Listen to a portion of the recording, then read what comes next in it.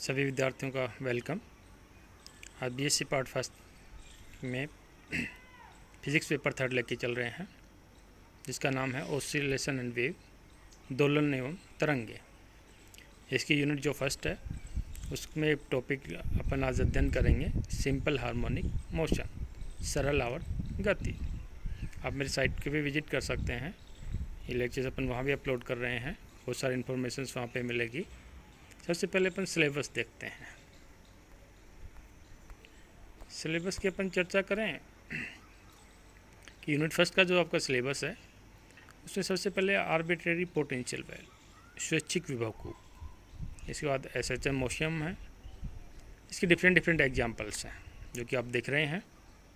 फिर आएगी energy of the oscillator. इसके बाद लास्ट में अनहार्मोनिक ऑसिलेटर आएगा, जिसका स्टेप बाय स्टेप अपन अध्ययन करेंगे। आज एक introductory part simple harmonic motion का लेके चल रहे हैं। जब मोशन की अपन बात कर रहे हैं तो आपको पता है, जो अपन देख रहे हैं सब कुछ साइंस के स्टूडेंट्स हो, कि गति है तभी ब्रह्मांड का अस्तित्व है। जब पार्टिकल की मोशन है तभी ब्रह्मांड का एग्जिस्टेंस है। इसको थोड़ा डीपली आप समझना, सोचना, फिर ऑटोमेटिक आएगा। गति है तो सब कुछ है, गति नहीं तो कुछ नहीं। आपकी जो बुक है ऑसिलेशन एंड वेव्स, ये भी आपकी मैकेनिक्स का पार्ट है। मैकेनिक्स जो कि स्थिर वस्तु या गतिशील वस्तु पर बल का अध्ययन करती है। ऑसिलेशन में पार्टिकल का ऑसिलेशन होगा, जिस पर लगने वाले बलों का अपन अध्ययन करेंगे। लेकिन जहाँ ऑसिलेशन होता है वहाँ पे वेव प्रोड्यूस होती है, और वेव जनरली विजिबल भी हो सकती है, इनविजिबल भी हो सकती है। इसका इफेक्ट सब जगह होता है, ब्रह्मांड में सब जगह होता है। अब वेव की जब अपन बात कर रहे हैं तो वेव के पैरामीटर्स एक्स और टी होते हैं, पोजीशन और समय होते हैं, और पोजीशन और समय जिससे ब्रह्मांड में प्रेक्षण ले जाते हैं, ऑब्जर्वेबल क्वांटिटीज़ होती है। आगे अपन बढ़े। आज इस फिगर में देख रहे हैं दोलनी गति, ऑसिलेटरी मोशन और पीरियोडिक मोशन। इससे पहले पहला एग्जाम्पल लें। एक अपन एग्जाम्पल लेते हैं कि किसी स्प्रिंग के एक सिरे से कोई द्रव्यमान बंधा हुआ है। इस द्रव्यमान को थोड़ा नीचे खींचे और छोड़ दें, फिर क्या होगा? ये द्रव्यमान ऊपर नीचे गति करता रहेगा, एक बिंदु के इर्द गिर्द गति होगी। और जो बिंदु होता है उसको अपन समयावस्था बिंदु कह सकते हैं, जैसे घड़ी के पेंडुलम की गति, झूले की गति। दूसरी गति पीरियोडिक मोशन, जो आवर्ती गति कर रहे हैं, उसमें क्या अपन एग्जाम्पल ले रहे हैं कि ग्रह की सूर्य की चारों तरफ गति। दूसरा अपन एग्जाम्पल लें इलेक्ट्रॉन की न्यूक्लियस के चारों तरफ गति। दोनों में अंतर क्या है? पीरियोडिक मोशन यानी कि रिपीटेशन अपने पास होती है दो। इसमें अपन देखें कि दोनों में सर्टेन पाथ है, निश्चित समय अंतराल है कि निश्चित समय के बाद गति रिपीट होती है, मोशन रिपीट होती है। इलेक्ट्रॉन चक्कर लगाते रहते हैं। सिंपल पेंडुलम की अपन गति ले रहे हैं तो वो भी गति करता रहता है। लेकिन बेसिक अंतर क्या है? बेसिक अंतर की अपन बात कर रहे हैं तो जो ऑसिलेटरी मोशन है उसमें एक इक्विलिब्रियम पॉइंट होता है, जो कि पीरियोडिक मोशन में नहीं होता। जो अपन ने ऊपर एग्जाम्पल लिया उसमें नहीं होता।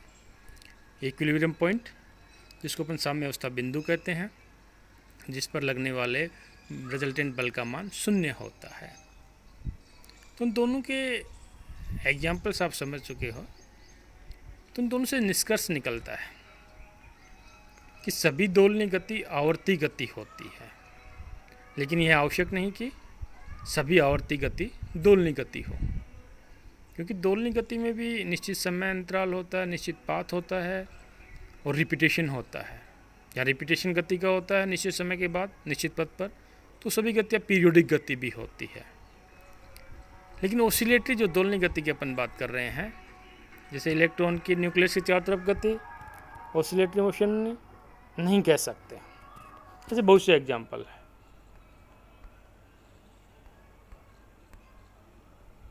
अब अपन सिंपल हार्मोनिक मोशन की अपन बात करें कि सरल आवर्त गति क्या होती है। सरल आवर्त गति, जैसे एग्जाम्पल तो अपना स्प्रिंग वाला अपन ले सकते हैं, ऊपर जो लिया, इसमें कण के ऊपर एक निश्चित फोर्स लगता है जिसको रेस्टोरिंग फोर्स कहते हैं, प्रत्यानयन बल कहते हैं। और इक्विलिब्रियम जो पोजीशन है उसके इर्द गिर्द गति होती है, साम्य अवस्था के इर्द गिर्द गति होती है। जैसे डेफिनेशन में आप देख रहे हैं कि किसी कण की साम्य अवस्था के इर्द गिर्द वह गति जिसमें कण पर लगने वाला प्रत्यानयन बल कण के विस्थापन के समानुपाती होता है तथा हमेशा साम्य अवस्था बिंदु की तरफ लगता है। ये पहले 12वीं क्लास में आप पढ़ चुके हो। अब ये होगा कि प्रत्यानयन बल क्या होता है। आप जानते हो F is equal to minus k x. X यहाँ पे पार्टिकल का डिस्प्लेसमेंट है, के यहाँ पे बल नियतांक है, माइनस साइन ये रिप्रेजेंट करता है गति के विपरीत दिशा में फोर्स लगता है। हुक्स नियम भी अपन कहते हैं, उसने जो नियम दिया। अब इस सरल आवर्त गति का एक सिंपल एग्जांपल अपन ले, सिंपल पेंडुलम का एग्जांपल। जनरली ऊपर मैंने दिया x is equal to a sine omega t. एक वेव का अपन कहें कि समीकरण है, वेव को डिनोट कर सकते हैं। मैंने आपको ये बताया जहाँ पे अपने पास ऑसिलेशंस होते हैं वहाँ पे वेव प्रोड्यूस होती है। तो इस ऑसिलेशंस को अपन कैसे दर्शाएंगे। डायग्राम में आप सिंपल पेंडुलम देख रहे हैं। इस सिंपल पेंडुलम को अपन माने कि एन पोजीशन से पार्टिकल की गति स्टार्ट होती है। जैसे ही एन पार्टिकल को अपन छोड़ेंगे ये माइनस एक्स डायरेक्शन में जाएगा, नीचे की तरफ आएगा, यानी कि इक्विलिब्रियम पोजीशन पे आएगा। इक्विलिब्रियम पोजीशन के बाद वापस रिवर्स डायरेक्शन में जाएगा मैक्सिमम, उसके बाद वापस अपने पास मेन पोजीशन में आएगा, फिर एन पोजीशन पे जाएगा। और ये गति अपने पास क्या रिपीटेशंस होती रहती है। तो ये गति सरल आवर्त गति है। अब इसको ग्राफ के द्वारा अपन कैसे दर्शाएं। तो माना कि इसका जो डिस्प्लेसमेंट है किसी समय टी के ऊपर वो है x is equal to a sine omega T.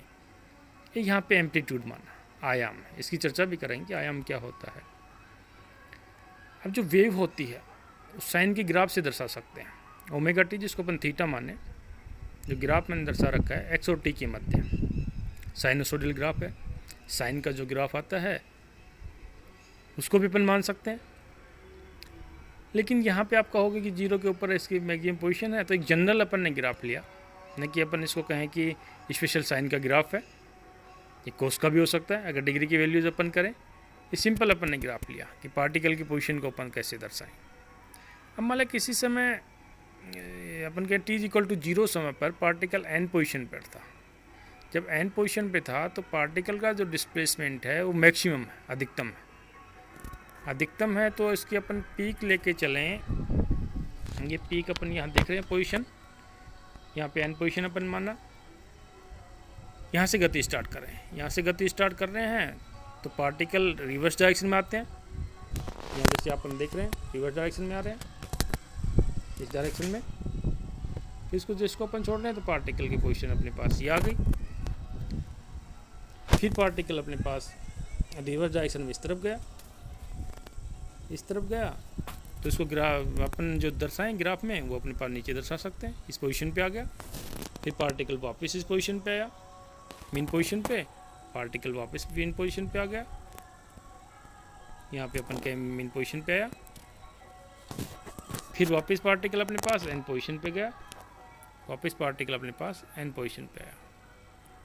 तो ये जो कि अपन देख रहे हैं किसमें एक साइकिल कंप्लीट हो गया, एक दोलन कंप्लीट हो गया। अब एक दोलन कंप्लीट हो गया तो एक दोलन में जो समय लगता है उसको अपन टाइम पीरियड कहते हैं, आवर्तकाल, जिसको कैपिटल टी से रिप्रेजेंट कराया। इसमें कई इंपॉर्टेंट्स बातें आती हैं। गति रिपीट होती है तो ग्राफ अपने पास आगे आगे बढ़ता रहेगा, इस प्रकार से आगे आगे चलता रहेगा। ये गति अपने पास रिवर्स से इस प्रकार से चलती रहेगी। अब अपने पास आता है कि आयाम क्या होता है। आयाम के बारे में, एम्पलीट्यूड के बारे में अपन बात करें ए,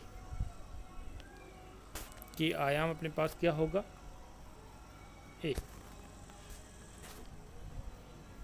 एक्स मैक्सिमम, जिसको मैं लिख रहा हूँ एक्स मैक्सिमम मीन पोजीशन से अधिकतम पोजीशन। पिछले डायग्राम में अपन देखें कि 0 पोजीशन से एन पोजीशन। ग्राफ में अपन देखें कि 0 से मैक्सिमम कहाँ तक अपने पास जाता है, वो अपने पास एम्पलीट्यूड होता है, आयाम होता है। आयाम का मात्रक क्या होता है? आयाम का मात्रक विस्थापन का मात्रक होता है। मीटर का कह सकते हैं, सेंटीमीटर कह सकते हैं। अब एक क्वेश्चन आता है कि अपने पास तरंग दैर्ध्य क्या होगी? जब वेव है तो अपने पास लेमडा हो, अपन कहीं वेवलेंथ होगी। वेवलेंथ क्या होती है?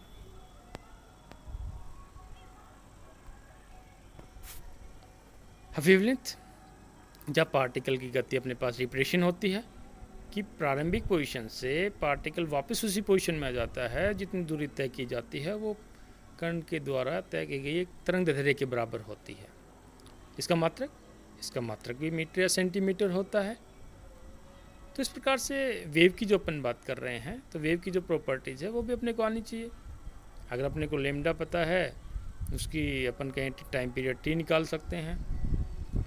तो इसमें कला में परिवर्तन होता है कि एक दोलन कंप्लीट हो गया, कि पार्टिकल एन पोजीशन से वापस उसी पोजीशन पे एन पे आ गया, एक दोलन कंप्लीट हुआ। तो किसी ने एक दोलन में कला में कितना परिवर्तन हुआ? Phase is also important. एक दोलन कंप्लीट हो गया यानी कि पूरा का पूरा अपने पास एक राउंड कंप्लीट हो गया।